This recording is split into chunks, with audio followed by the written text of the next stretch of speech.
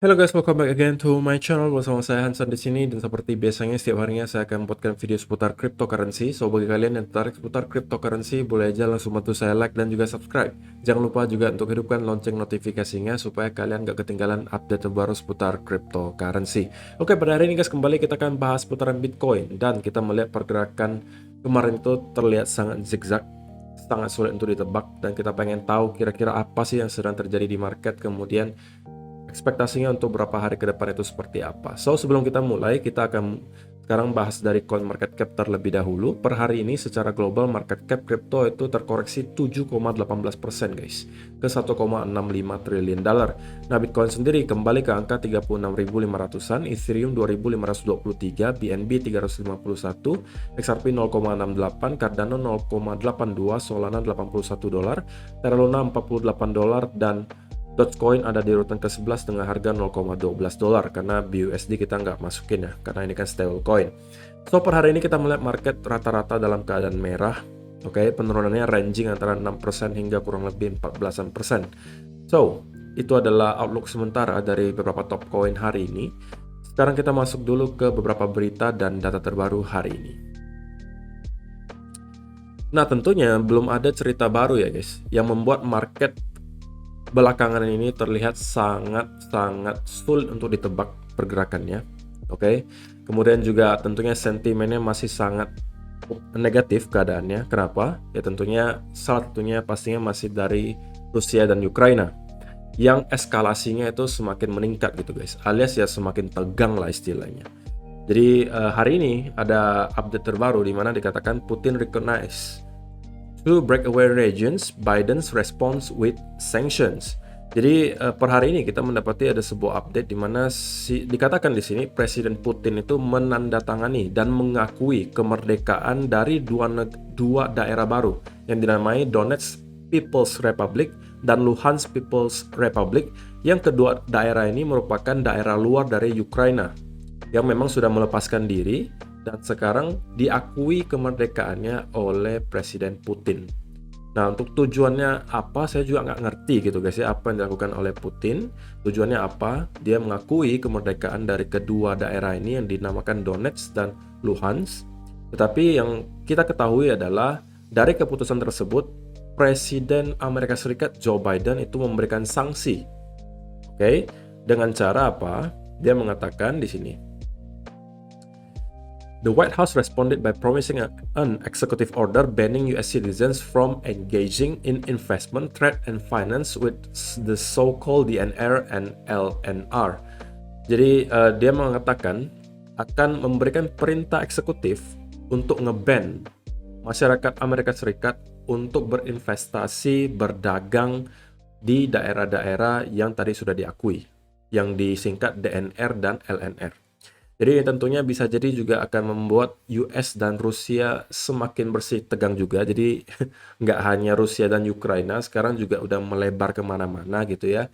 Dan ini yang membuat apa ya, sentimen belakangan ini dari hari ke hari itu bukannya semakin baik tapi semakin buruk gitu. Karena hampir di mana-mana sekarang media itu ngepom-pom lah istilahnya berita-berita Rusia dan Ukraina. Ada yang bilang Rusia udah masuk ke Ukraina, ada yang bilang segera akan terjadi, tapi ada juga yang mengatakan ya ini cuman permainan doang, nggak bakalan terjadi dan lain sebagainya. Jadi karena ketidakpastian tersebut, tentunya ini membuat sentimen di market itu sangat negatif, baik itu di pasar saham maupun kripto.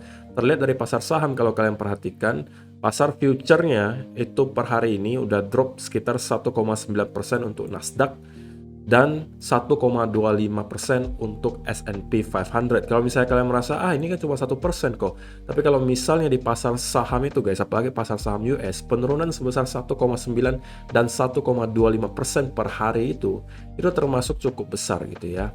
Jadi tidak bisa disamakan dengan kripto. Kalau kripto kalau cuma drop 1-2% mah kita anggapnya cuma iseng doang gitu kan para whales. Tapi kalau misalnya di pasar saham 1-2% itu udah termasuk cukup signifikan gitu ya. Jadi tentunya ini juga pasti berpengaruh dengan market crypto. Kenapa? Karena orang-orang melihat bahwa pasar futures pasar futures saham itu udah mulai kayak drop lagi hari ini.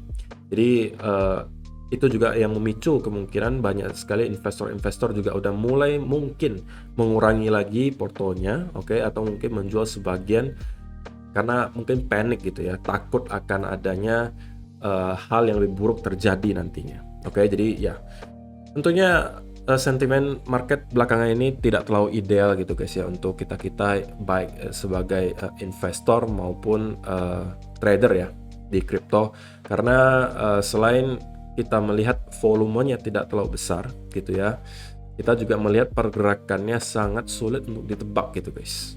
Oke, jadi saya pengen sampaikan saja kalau untuk kalian-kalian yang merupakan trader ya harus super hati-hati lah dalam keadaan yang seperti ini, karena kapanpun bisa jadi kapanpun kita akan melihat tiba-tiba ada lonjakan eskalasi, lalu tiba-tiba Rusia masuk ke Ukraina dan itu bisa tiba-tiba kita melihat market drop parah gitu ya. Kita tidak akan pernah tahu kapan itu terjadi gitu guys. Nggak mungkin dipesan dulu kan, bahwa 1 jam lagi saya akan masuk ke Ukraina gitu kan. Nggak mungkin dipesan dulu sama Rusia sebelum mereka masuk, karena kan ketahuan duluan dong gitu kan. Jadi kapanpun bisa saja terjadi, tapi bisa jadi juga tidak jadi perang gitu kan. Jadi kita justru karena ketidakpastian ini membuat market itu sangat sulit ditebak gitu.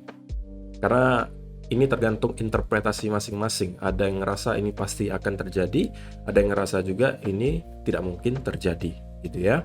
So itu adalah hal pertama yang pengen saya sampaikan, dan itu adalah dari segi makro ya, atau keadaan global. Tapi kalau misalnya kita bicara soal spesifik Bitcoin, maka kita sebenarnya masih bisa menemukan beberapa hal yang terlihat cukup positif. Nah, yang pertama dari TechDev gitu ya. Di sini dikatakan why Bitcoin has not impulsed since early 2021. Jadi dia mengatakan bahwa dari awal 2021 sampai sekarang kita itu sebenarnya hanya dalam keadaan sideways. Kita bukan impulse. Kita tidak dalam impulsive move. Alias TechDev pengen mengatakan bahwa dari 2021 hingga sekarang kita hanya dalam tahap konsolidasi. Oke?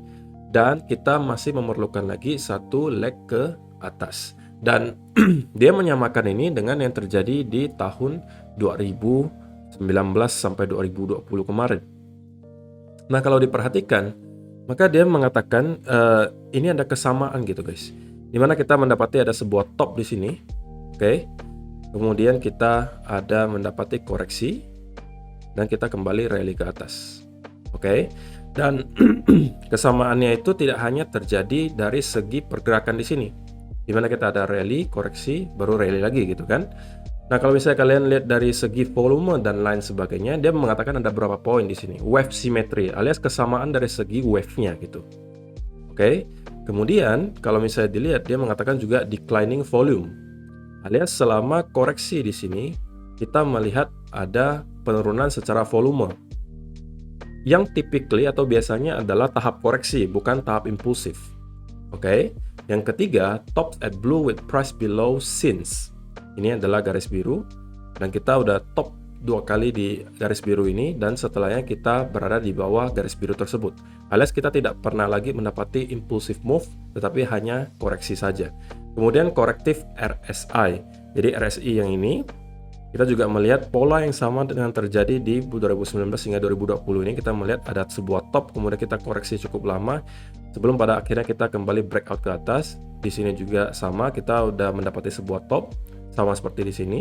Kemudian kita terkoreksi, dan katanya TechDev dia expect akan terjadi hal yang sama, di mana kita akan mendapati lagi top berikutnya atau rally berikutnya ke atas gitu ya.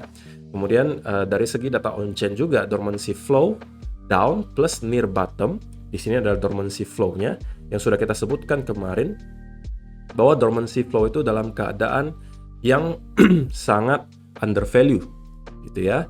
Dimana berarti biasanya ketika dormancy flow itu dalam keadaan yang sangat rendah di sini, itu adalah bottom dari sebuah koreksi atau bahkan bottom dari bear market gitu ya.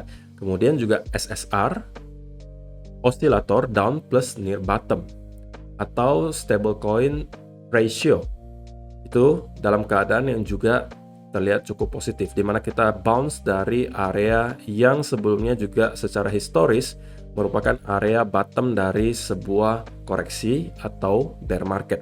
Jadi dia mengatakan kita sekarang ini lagi menyelesaikan koreksi panjang yang lebih dari setahun, bukan memulai. Oke, alias dia ngerasa kita sudah lebih dekat ke akhir dari koreksi kita kali ini daripada baru mulai. Oke, dan kalau misalnya kita lihat dari segi pergerakan harganya, memang terlihat cukup mirip gitu guys, dimana kita ada mendapati pergerakan impulsif di sini, kemudian kita koreksi cukup lama di sini sebelum pada akhirnya kita mampu breakout ke atas. Nah, kalau misalnya kita mengikuti persis dengan yang terjadi di sini, maka kita mungkin akan kurang lebih mendapati rally itu nanti di akhir tahun 2022 gitu ya. Alias kita udah harus break dari 69.000 dulu, konsolidasi, dan kita mungkin akan mendapati rally berikutnya ke atas. Jadi itu adalah menurut TechDev gitu ya.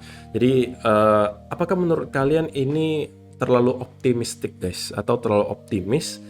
Apakah kalian setuju dengan TechDev bahwa kita ini sekarang hanya dalam masa konsolidasi dan sudah siap lagi untuk impulsive move berikutnya ke atas? Ataukah menurut kalian kita masih akan mendapati 1-2 tahun lagi bear market sebelum kita benar-benar masuk lagi ke bull market? Saya pengen tahu pendapat kalian di kolom komentar di bawah. Nah, selain itu juga dari segi data on-chain lainnya, ini adalah persentase supply yang terakhir aktifnya di atas setahun. Oke, dan di sini juga ada hal yang menarik gitu. Kalau misalnya kalian perhatikan, ketika kita mendapati data on-chain ini mengalami penurunan yang sangat drastis, ini berarti orang-orang yang pemegang jangka panjang itu udah melakukan distribusi atau start melakukan distribusi. Oke, sampai pada akhirnya kita mendapati adanya koreksi besar. Karena yang mendorong harga naik di sini terakhir-terakhir ini itu hanya orang-orang yang baru masuk, retail yang merasa FOMO dan membeli di pucuk-pucuk di sini. Sebelum kita drop lagi di sini. Sebelumnya kalau kalian perhatikan kita mendapati ada kenaikan yang masif di sini hingga angka persentasenya juga udah kurang lebih 63%. Oke, dan ini kalau kalian perhatikan menyebabkan kita hanya sideways saja di sini dan pada akhirnya kita mendapati rally ke atas. Oke, alias orang-orang yang mau jualan di sini itu jarang gitu guys. Karena ada sekitar 63% orang-orang yang membeli itu udah hold lebih dari setahun dan tidak diapa-apain koinnya. Jadi walaupun ada mungkin sebagian yang menjual, tapi itu tidak terlalu signifikan dan tidak bisa mendorong harga terlalu jatuh ke bawah, dan sehingga kita hanya sideways saja di sini. Kemudian kita pada akhirnya mendapati lagi demand meningkat dan kita mendapati rally ke atas. Oke, sekarang kita juga mendapati persentase supply less aktif 1+ year-nya kembali di atas angka 60%. Oke, jadi ini juga adalah sebuah berita positif, di mana berarti secara fundamental sekarang para pemegang jangka panjang itu belum terlihat pengen melakukan distribusi gitu ya. Sehingga di atas 60% supply Bitcoin itu rata-rata masih belum diapa-apain. Alias tidak aktif selama lebih dari setahun. Sudah di atas 60%. Oke, ini tidak untuk mengatakan bahwa kita dari sini akan langsung meroket ke atas, tidak guys. Tetapi dari segi fundamental kita melihat bahwa kita sudah dalam keadaan reaccumulation atau akumulasi kembali. Para pemegang jangka panjang mulai kembali lagi masuk ke market gitu. Oke, jadi itu yang ditunjukkan di sini.